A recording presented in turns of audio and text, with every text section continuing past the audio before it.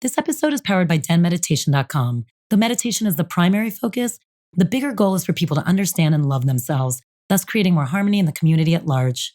To find out more about Den Meditation's teacher training programs, retreats, and all things Den Meditation, go to denmeditation.com.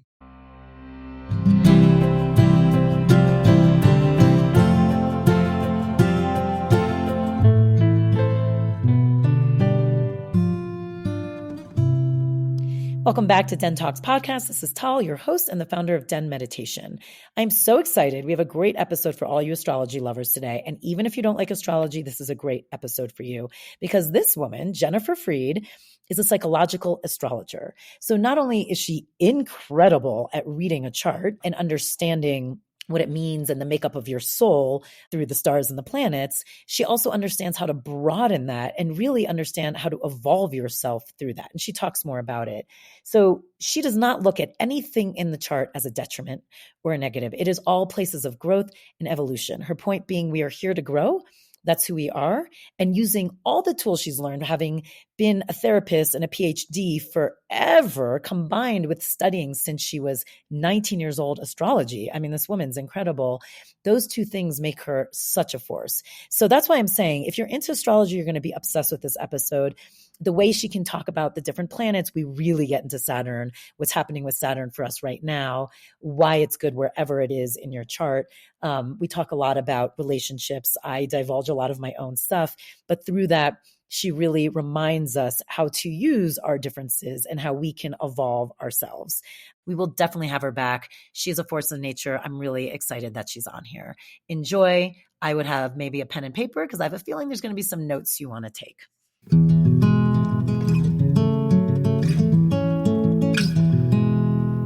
Yay, I'm so happy to speak with you, my new neighbor. So we'll talk about that more later.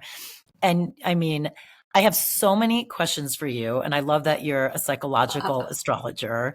Whenever people ask me about it or kind of dismiss it, I always explain it in a way that I feel like you talk about it, which is, no, it's not this limiting idea. It's a way to get to know yourself better. And it's a way to kind of point spotlights on areas that you can grow, or also in relationships, you can grow. So I would love for you to talk a little bit just to introduce psychological astrology. And then I want to talk more about you specifically. So psychological astrology is a very rare and focused type of astrology that's more on divine possibilities and also the tools to undo patterns. Because astrology is the cosmic DNA, the lesson plan that you are here to learn. But psychology, if you study it well, and I do social emotional learning as well, is about the tools one needs to accomplish their lesson plan and face their adversities. So I'm not at all into the predictive part about astrology. I'm into the realization and actualization angle of it. Can you become fully expressed, Tal? Is this a lifetime in which all of your gifts are utilized? And I love how you do that. You know, you've said, I've heard you say before too, how in the chart, like different aspects that like squares and conjunctions, which most people, at least how I was taught too, it's like, that could be tough and difficult. And you refer to them as growth places. It's like you don't put anything negative on it, which I find fascinating. Can you talk a little bit about that? Yeah, I don't think it's helpful to the human design to look at anything that we've come in with as a problem. So I think of everything as a possibility. And when you have what's called hard angles in the chart, which we all do to some degree, that was your soul's choice to have grist, resilience, and learn the most you can. So it would be like taking somebody that's just beginning at Stanford and saying, too bad for you, you're going to a really hard school. That's a good point. How do you, it's interesting because I would assume people coming to you are probably ready for that growth. But I could imagine if someone just like studies a bunch of charts, when you see potential, but you don't see people actualizing it, that could be frustrating. Yes. Well, I'm very lucky at 65 years old to not work with any wankers. And so here's the truth. If you're not up for the growth, you better go see someone else, because my entire practice is about the actualization part and taking full accountability for your own growth and lessons. That's how I teach. It's funny. I'm the same way. I'm like, don't take my classes if you're not ready to do any work or hear any harsh truths like from yourself, because otherwise, what's the point? So, do you like, so you're obviously, you know how to read a chart, and your whole book, which I love. I know you've had a couple, but I love A Map of Your Soul, where you're really teaching people how to balance the elements. And what I find fascinating about that too, which I don't think people realize, because a lot of people who aren't into astrology feel like it's a sun sign and maybe there's another sign, and that's why, of course, that's dismissive, because not every single person born in 1 month is going to be the exact same person. But when you look at a chart, you start to see all the details. But what I thought was, and you can also see we all have different elements, and some of us are weighted heavier in some than others: fire, earth, water, air, which I'll let you talk about more. But what I love that I found so interesting is, even if, let's say, you look at your chart and you might say, I'm pretty balanced, or I'm very heavy in water, I'm very heavy in fire. What you said in the book, which I found interesting, is it's almost like, don't only just look at that. You want to go through the houses, or as you said, you don't even have to know about houses, just understand the different aspects of where you relate in your life, because no matter what, you're going to have some of the elements somewhere, and whatever the dearth is for you, that's what you want to pull in. So even if you're super heavy in water everywhere, you might have fire in one of those areas and you need to bring in more water. Absolutely. So let me break it down for the audience who may or may not know the house system. The genius of astrology, which is the oldest personality system for thousands of years, is that it covers these domains of life. The first house is self-image and body. The second house is values and resources. The third house is communication and siblings. The fourth house is home and family. The fifth house is creativity and children. The sixth house is health and service. The seventh house is partnership. The eighth house is transformation, death, sex, and taxes. The ninth house is education, philosophy, and travel. The 10th house is vocation, career, reputation. The 11th house is community, friends, associations. And the 12th house is the unconscious, dreams, reflections, spirits, etc. Now, in my book, A Map to Your Soul, what I'm pointing out, as you've rightly said, is that we all have those domains of life. And in my opinion, living a fully expressed life is having all four elements active in each of those domains: fire, initiative, drive, passion; earth, groundedness, anchoredness; air, communication, ideas, innovation, flexibility; and water, feeling, empathy, compassion. If you bring all those elements to every single domain in your life, you're having the best frickin' life you could possibly have, no matter who you are. I need more water in a lot of my air. Yeah, me too. That's my weakest. My partner's mostly all water. Same. So we tend, that's called projection. So what we tend, this is the psychological part. Whatever we have fundamentally lacking in our charts, we tend to bring in through the other, our partners, our friends, our work situations. To the degree we don't do our inner work on that missing, lacking element, we bring in both the best and the very worst of that element towards us. Ooh. So that we can keep learning. So for example, until I worked on my own water deeply in therapy for years, my ability to be vulnerable and to feel and to slow down, all the things I needed to do, I would keep attracting people in my life that were drama kings and queens. They were so like florid in their feelings and very unregulated and very like needy and clingy. And I'd be like, what's wrong with them? I'm so stable. Until I realized I was projecting all my neediness and clinginess and attachment stuff on them. Whoa. It's interesting because my partner is he's an Aquarius, and then a Cancer moon and a Cancer rising, which is funny because I wouldn't, until I actually got it, like looked at his chart, I wouldn't have guessed that he was that much water, because he didn't necessarily wear it on his sleeve, but he clearly is. And now it makes sense. And my daughter's a Scorpio moon. So I'm definitely being handed it.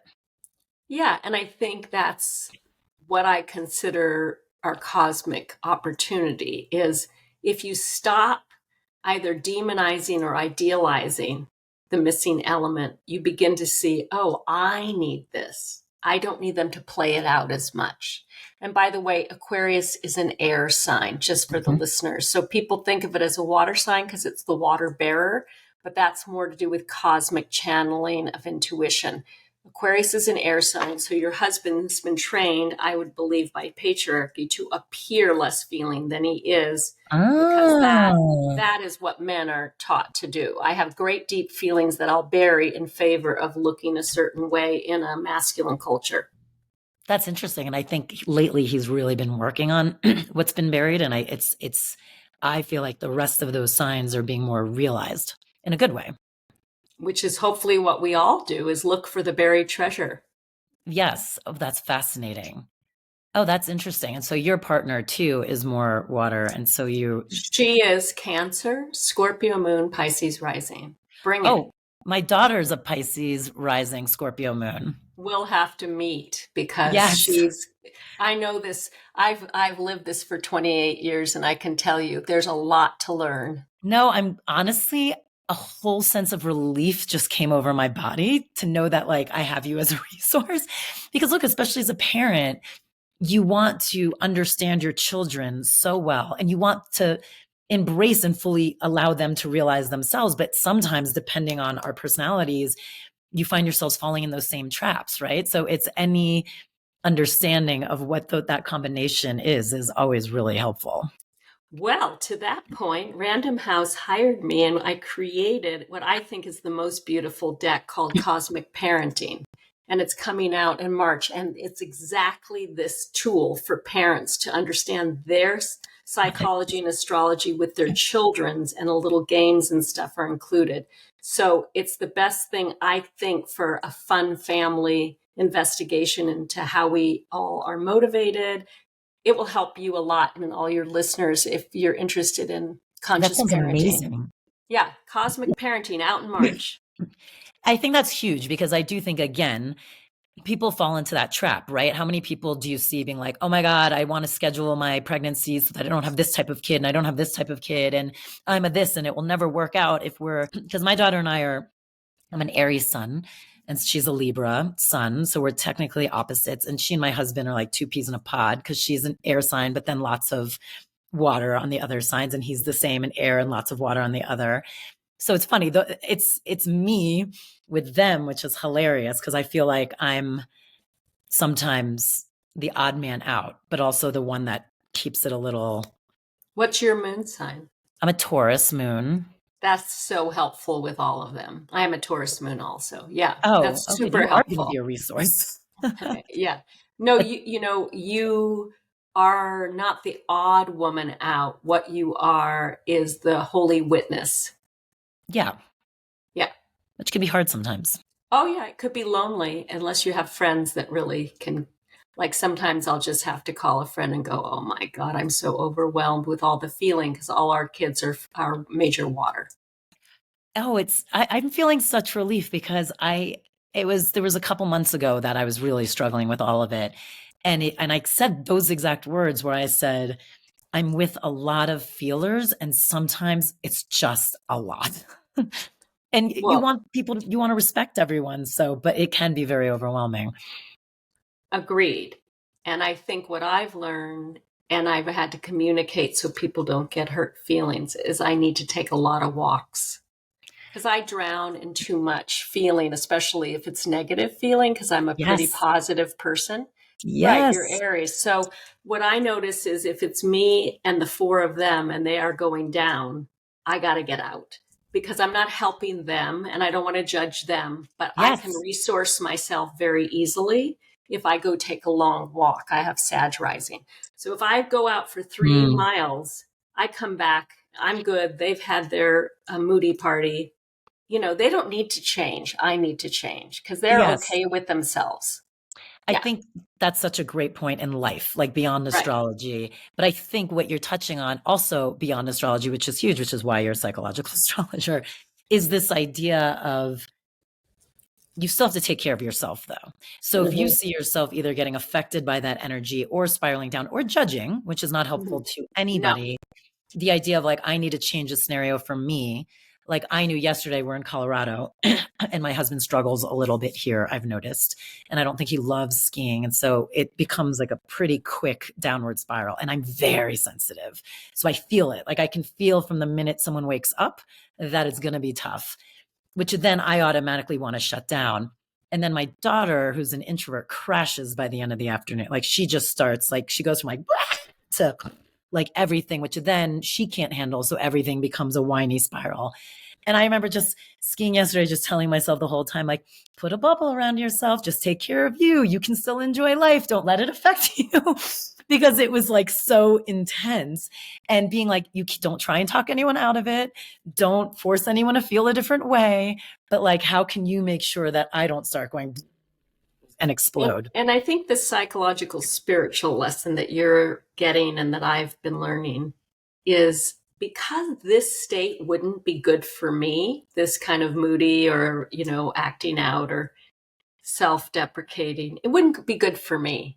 Me neither. I've now realized that's cool for some people. They don't mind swimming in that water. That's not for them a failure. So I have to do me the best I can and appreciate the nuances of what they bring.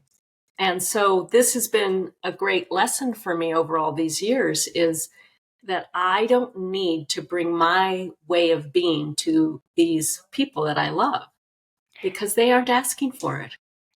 I think what you said, which I want to repeat because I think it's so huge. Not only like I don't have to bring my way of being, but you also said them swimming in it, speaking specifically to what we were referring to, might actually be what they need or want, and it doesn't bother them. And I think that to me has been the most, it's like my daughter's a Scorpio moon. I'm having to learn this lesson pretty quickly. Because that's what they love to do. It's like they almost have to go down and feel it to ever come back up. And I think having any awareness of astrology really helped me, who can be very strong and can be very tough and was raised that way. And, Gemini rising too. Like I was very, you're Gemini rising too? No, I was just going to say, so you want to communicate. She doesn't. Oh, right. Oh, God. We have that conversation all the time where I'm like, why don't you tell me how you're feeling? And she's like, meh. Right. She doesn't want to communicate. Neither does my husband. So it's hilarious. So I'm just like, someone talk about your feelings. That's really funny. Right. You're a Sag rising, you said. Yeah, but it really, I was aware. I mean, this is where I think psychological astrology is really helpful, like because I even had that awareness, and I'm not perfect at it by any means. It is a daily lesson for me because we are so opposite that way. But even having that awareness has allowed me to start the practice of allowing. Yes. And then here's two pieces I want to add. One is one of our kids, who's 39, said to me for the first time ever, "What is it like to wake up every day pretty happy?" I have no idea. Ooh. I want to understand that, because that's Sag rising. I wake up da da da da. So that's an important thing. The other thing to just say to the listeners, because we're kind of acting like we're so high and mighty here, is that the other side of this is very difficult. The other side of this is my partner will say, "Can you just calm down?" Yes. Whoa, Nelly. So I've also seen that my impact with all my exuberance and energy and positivity can feel very toxic to people that are not in that space. Does it feel like bypassing to people? No, because I'm not a bypasser. I'm not saying you are, but I didn't know if that's how it comes across. No, it's more like if you're listening to very low classical music and somebody turns up the rock music.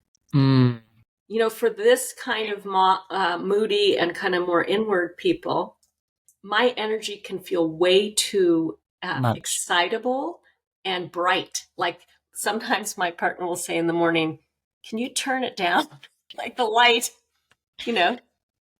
I honestly think if my partner had the ability to communicate, he would say that too.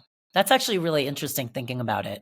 I also get, if we want to talk the negative side, so people, because I never want anyone to think there's any high and mighty going on, because it's never that. I get I think it's what makes me a good teacher. If you respond to my style of teaching, I'm not for everyone, is because I'm strong and I'm blunt. I mean, look, I'm a Gemini. And I actually want to talk about communication in my chart because I have a Yeah. question how a full Okay, picture good. is asked, Okay. and it might actually help. I feel like because I am a very direct, strong communicator and my feelings are not hurt easily, I then sometimes, people who are so sensitive, which I live with, hurt them indirectly, not ever meaning to. Sometimes whether it's how quickly I say things or how directly I say things. And so it hurts me when then I'm told like you're not kind or you're, because I'm like, Sure. what? I feel like it all comes from the kindest, sweetest place, but it does, I feel like it can really come off very harsh sometimes, which is not the Yeah, intent. the tone with Sag or Gemini rising with your Aries and a lot of Sag can sound hostile, aggressive, harsh, when Yeah, inside of me or you, that's not how we feel at all.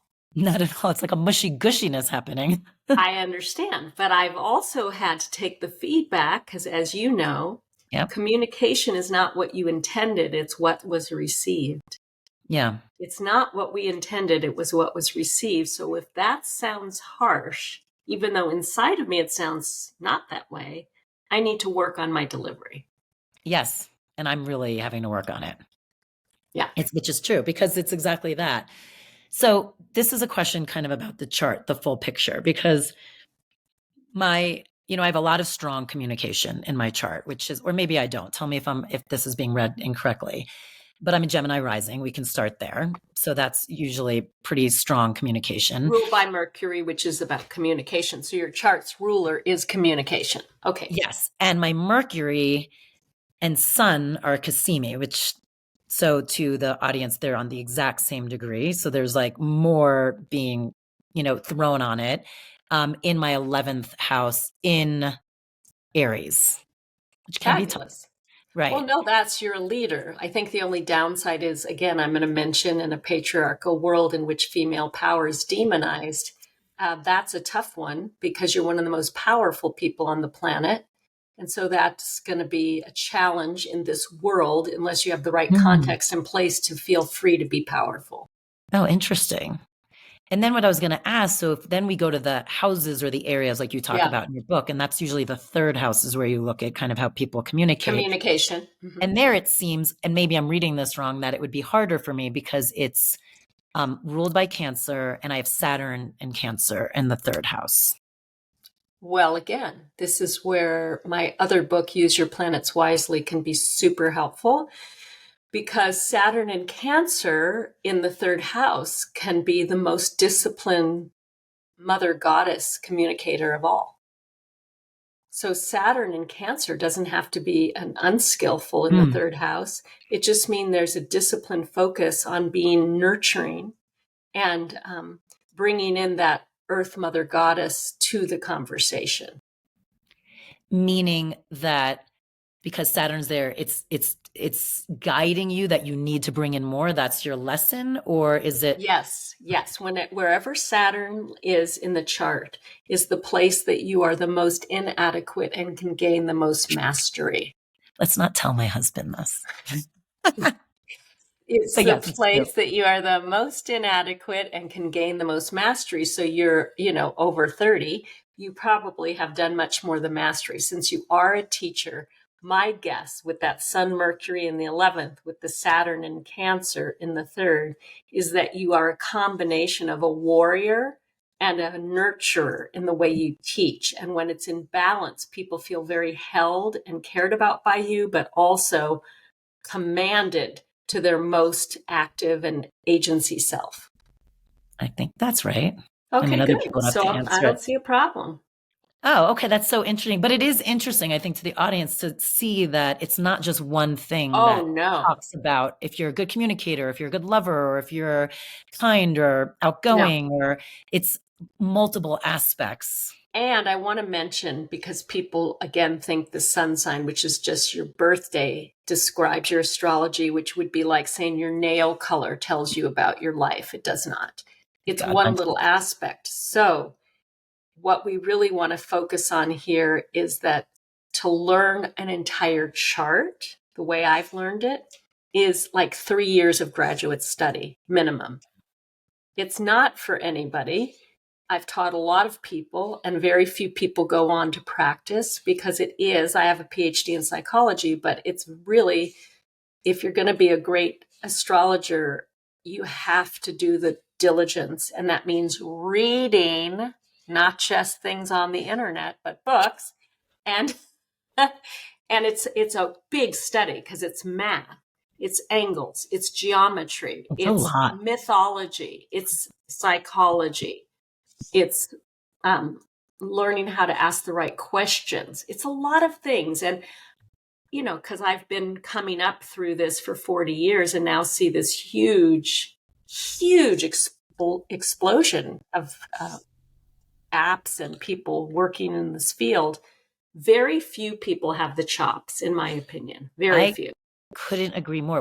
Let's talk about that a little bit, because you said in your 60s. And I also want to talk about that in your chart. And also because you published your books later in life, like you've really found a different success later in life, which we've been talking so much on this podcast for this season.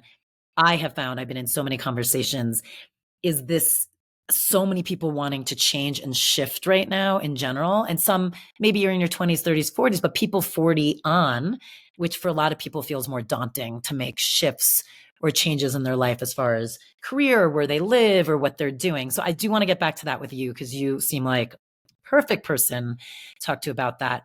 But what do you think, to your point, and I'd be curious how Saturn plays into this, because Saturn moving into Aquarius, does it have anything to do with that? Where I feel like there is a generation, and what's beautiful about this younger generation, which I'm envious of, is this command of self, of this sense of like, I've got this, I can do it. It's great. Versus I feel like, and I'll speak for myself, though I feel like it might be generational, this idea that I will never know enough before I should talk.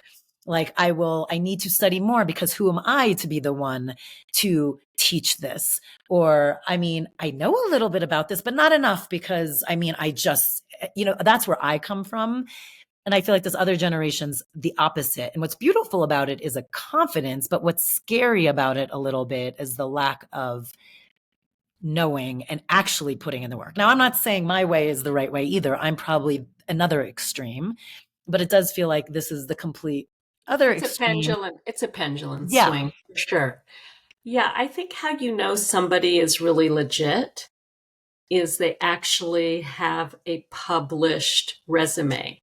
Like, I studied here, I have this degree. And I think here's my biggest problem with the current state of astrology. A lot of it's fear-based or stereotypic. And for me, astrology is a portal to self-awareness, other relatedness, great responsible decision-making, incredible accountability, and a sense of being really in an embodied, enchanted universe. Anything that steers people out of that into some kind of box of I am this and you're that and othering and all of that, or you can't have children because Saturn's in your fifth. This is horrible astrology. You know what you've said before, you say it in your book, but I've also heard you talk about it, is how there's no relationship that can't be created, worked, and evolved, which I love, because, again, people can simplify and be like, I'm an Aries, so therefore I shouldn't be with a blank, or vice versa, or even go deeper. And I love how you say that, because I do think, you kind of hinted at it in the beginning, the top of this podcast, where you're saying we call in things that we need to grow. So I'm calling in a ton of water, and I've been given it by the universe, not only from my partner, but also my daughter. And it's, so imagine if you can actually use that water to grow versus constantly being repelled by it. Yeah, I hate it when people have cookie cutter recipes for sex, chemistry, or happiness, because we're so complex. Have you not noticed? Nobody can figure anyone out. So when you're with somebody that has what's called hard aspects to your chart, let's say the two charts together have some tension, that can be offensive, or it can be quite sparky and exciting. So I never start off saying, no, this isn't a person for you. The question is, how is it going for you? in that What are area. you learning? To me, it's much more important to feel healthy and high functioning in a relationship than what the chart tells you about somebody or yourself. And that is the social emotional toolbox part. How do you communicate? How do you share feelings? How do you say you're sorry and make repairs? These are the things that relationships are really made of. Yeah. How can we talk a little bit about the seventh house? Because on this note, I've been told before that kind of whatever is in your seventh house is what you're looking for in a partner or is your partner. And the weird thing for me is it's not who my partner is at all, but I have Sagittarius in my seventh. And I feel like I've said this a million times. And even when you were describing like a Sag rising, whenever someone tells me anything about a Sag in any house or any planet, I'm like, that's me. That's me. So I always joke. I'm like, I'm an Aries, but I identify as a Sagittarius. Like I always feel like I'm a Sagittarius. So what does that say about me that the person that I'm supposed to be looking for, I don't know. Is there some Well, ego? no, it's so depends on the rest of your chart, like where Jupiter is. I don't know if you know that. Jupiter is in my 12th in Taurus. Okay. So is it near your ascendant? Yes, well, here, hold on. I mean, degree wise. Yeah. If Jupiter is near your ascendant, that would give you an extraordinary Sagittarius resonance. Oh, I don't think so because Jupiter's 1 degree Taurus And your and my ascendant ascendant's is 5 degree Gemini. okay. Well, here's what I would say. That seventh house idea often works as a place what is our blind spot that we have to integrate with ourselves to find the right partner. But because you have so much strong fire, Sun and Mercury in Aries, that can feel very Sag-like because they're both fire signs. So in your case, that Sagittarius energy is not that foreign to you because you're already very fiery and very outspoken because Sun and Mercury are together. So it's not a fast, hard rule that your seventh house will tell you where you're empty because some people already have that energy working in their chart. Interesting. And then what does it tell you about your partner? Anything? Your seventh house? Yeah.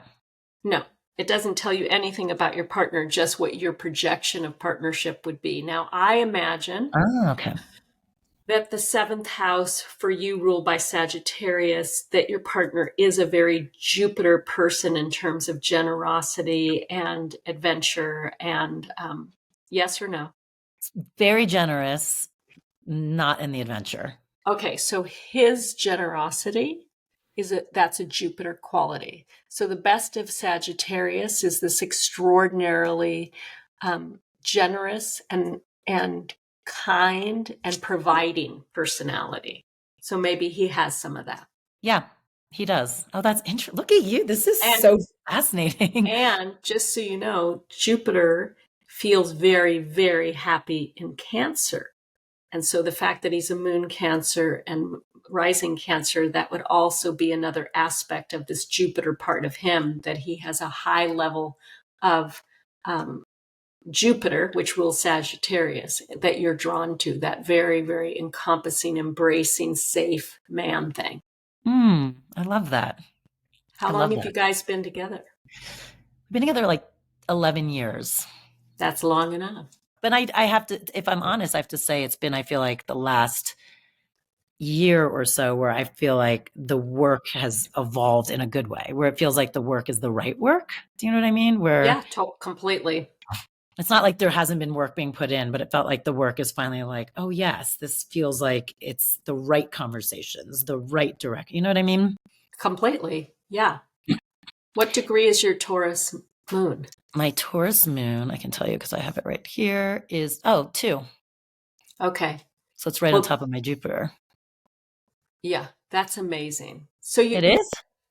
yeah. So now I Okay. can tell you why Sagittarius is not at all foreign to you. A Jupiter moon is an ultimate Sagittarian type moon, because Jupiter rules Sagittarian.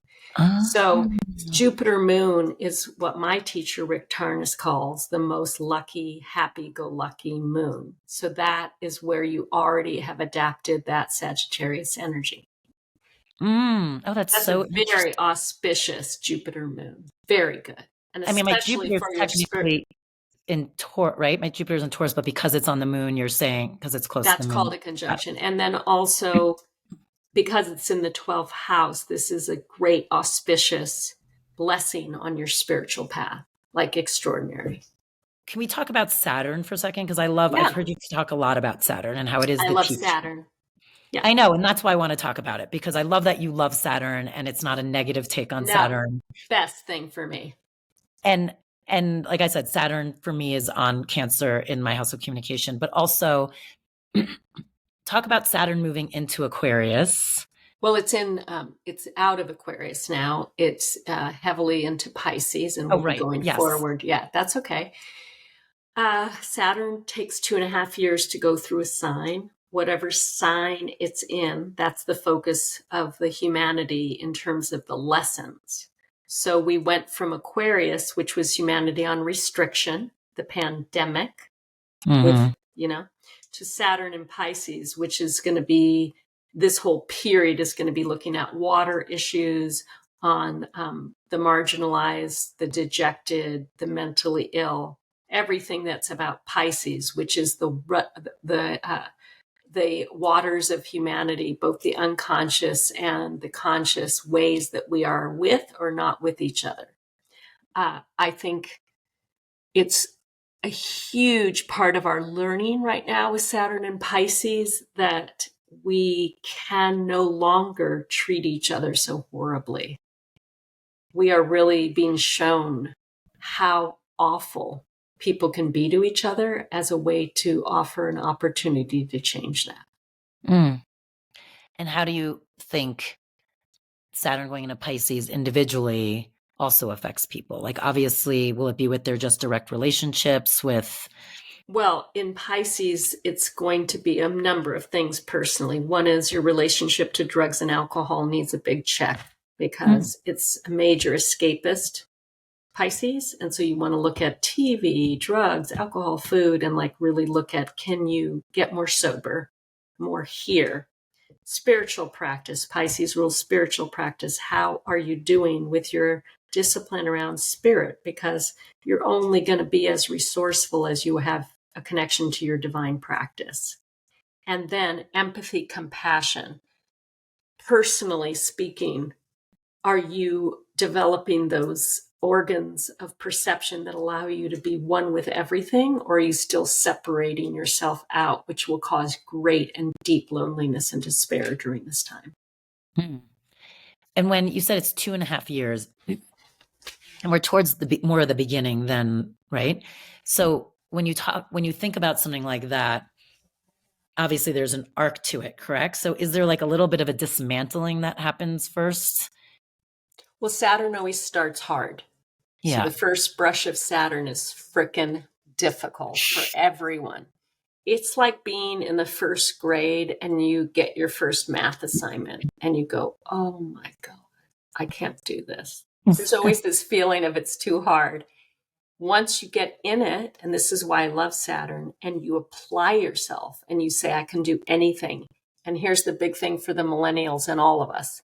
I can do anything if I put in the work and don't complain. Don't complain. Well, complaining is a dilution of energy. It just is. It is. So when people complain, what they're basically saying is, I'm not down with what I have to do. And then that makes it harder to do the thing. I say this to my daughter all the time. I'm like, you're wasting so much energy with that. Just do it. Well, and it's a hard thing for us all to learn because there's been a lot of payoff for what we call misery poker. Who's got it the worst? How hard is it? There's a lot of reinforcement socially for complaints. I've just noticed, and this is a big noticing, the people that love their work, do it joyfully, and are really committed are the happiest people I know. They're the best at what they do, and people love them. So I'm just saying to everybody, you can complain and you can have a pity party, but it makes you very unattractive. I totally agree with that. Well, it's true. I have not met a complainer where people are like, I want to be with you. Is there somewhere in your chart that you can see if you're naturally a complainer or not? Yeah, of course. Where? Like, what would it be? What signifies? Well, I think Saturn, hard aspect to the moon, might make you feel very unhappy about certain constraints, and you might want to complain about them. Cancer, Pisces, and Scorpio are water signs that when they're not in their full competency can feel very victimy and very, like that. Anger can be like a complaining thing. So if you're a out of control Aries, Leo, or Sagittarius, your complaining can look like blaming everybody and everything for what the frick goes wrong. So that's another type of complaining. Oh, yeah. And, Aquarius, myself and your husband, and some other people, the air signs can be know-it-alls. So that's another kind of complaining. I know better and what's wrong with these people. I used to say for about 30 years, can you believe? That would be my first thing about anything. And then somebody said, stop saying that. It sounds like you're so not with what's happening. You know what I used to say, and I have a lot of air too with my Gemini rising and stuff. And I caught myself too, I started noticing it like 10 years ago, and then it took me a while. Is it like, oh, I actually agree with that, or that's actually a good point. Like putting the word actually in there is so shitty. But it's the same thing. It's like you being like, can you believe? It's the same idea of like, oh, yes, that I actually believe it. So it's got to mean something. Yeah, like we're certifying reality. Yes, it's so shitty. So I think all these things we can unlearn. And I really want to make the point, especially with Saturn and Pisces, to the degree that you do your emotional work, take full responsibility for how you are and how you're not. Saturn and Pisces can be the elevation of this glorious sense of being spiritually embodied. It's a beautiful opportunity. So people may be feeling, which I've talked to a lot of people, and I know I've been through it too. Like, for instance, I've been feeling a little more disconnected lately, which is very surprising for me because I'm usually very connected. But from what you're talking about, I'm like, oh, I wonder if there's a little bit of the Saturn and Pisces happening. It's like a regurgitation of what connection means to me or how I need to actually strengthen my foundation of it. I don't know, but it's interesting the way you're talking about. I'm like, is there something to that? Yes, and maybe let's take the word disconnected and say, for you anyway, and certainly for me lately, I have a great need for more inner quiet. And I have a great need for more space and reflection, because you can't hear spirit if you're real busy and real social. It just doesn't happen. So like skiing is beautiful. I do a lot of walks in nature. I play with my cats. Animals are really great resets. But I think disconnected might be the wrong word. I think we're reorienting. Reorienting is perfect, because that's how I think before you were talking about it, it felt almost like disoriented, like just not knowing or knowing. I think for me, what's been interesting, and I know I've talked to a few people, it's like knowing what you need, but for some reason, really struggling to enact it. It's like everything being thrown at you to make you just struggle to do what you know you need to do. Like, even if it's good for you, it's like, do you know what I mean? Like there's these blocks, like we've always had blocks in our lives, all of us, but for some reason now it feels like blocks making it more difficult, even if it's just psychological, to get to that other side, even though Name a thing. Name one of your things you're struggling with. Well, even in my own practice, my practice has really changed and it's gotten a little wonkier, which is so surprising to me.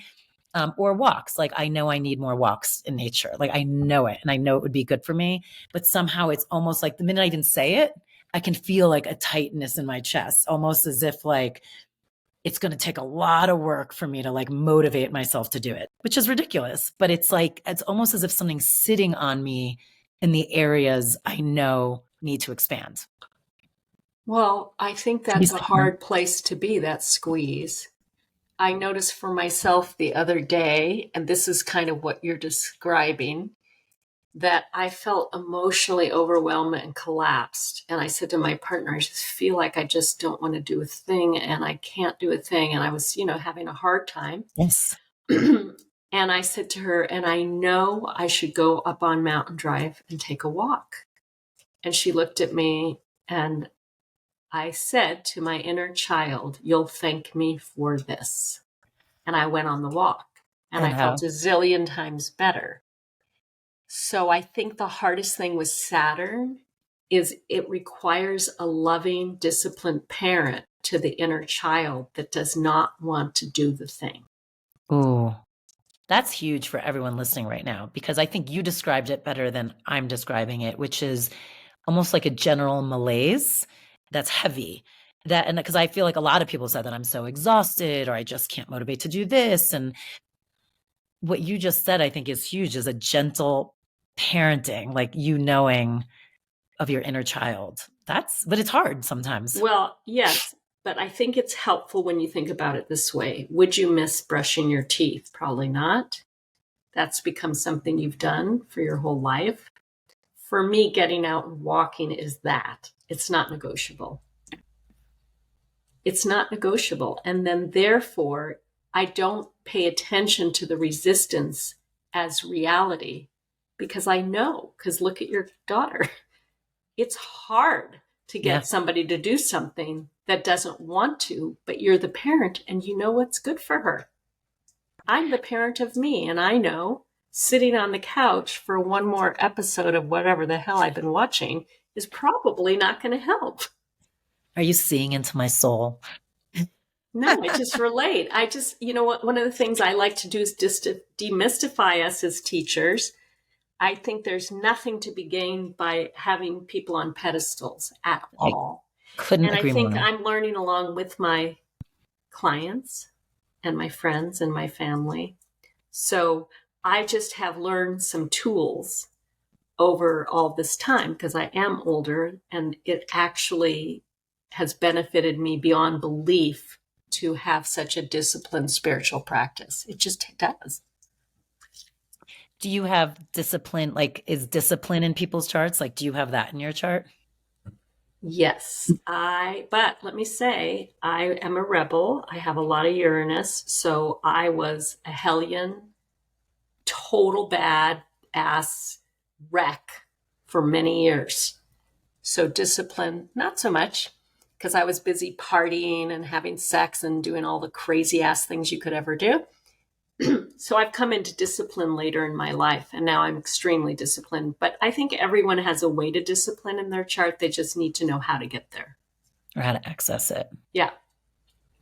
Is there a place in everyone's chart where one can look at, like you were talking about walks in nature, where one can look at what it is that will help refuel them? Like, Yes. you're talking about how to actualize yourself. Yes. Well, that's in my book. So I'll direct your audience. If you get a map to your soul and you look at the 6th chapter on health and habits, it's very explicit about what things help what people.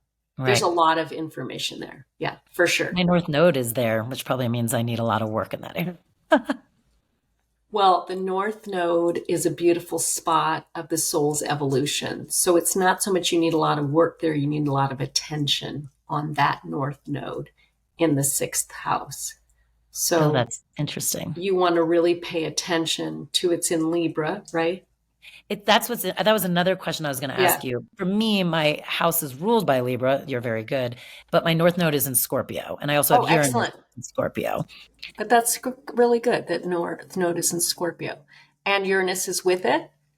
Uranus is with it. Yeah. Okay, that's fabulous. So for you, your North Node is all about creating innovative explorations around health and wellness. So you do that. So you're on it. You're on it. So I just do it differently. Right. Yeah. And I would say to you, given Uranus in the 6th, that you need a lot of variety for your spiritual practice. Don't try to get into just one thing. Yeah. A lot of variety. And it's been helpful as a teacher where I let people off the hook I mean, look, that's why I opened the den when I opened it. And the den was all about, it was, in its time, having a drop in meditation studio was unheard of. And the whole point was multi lineage.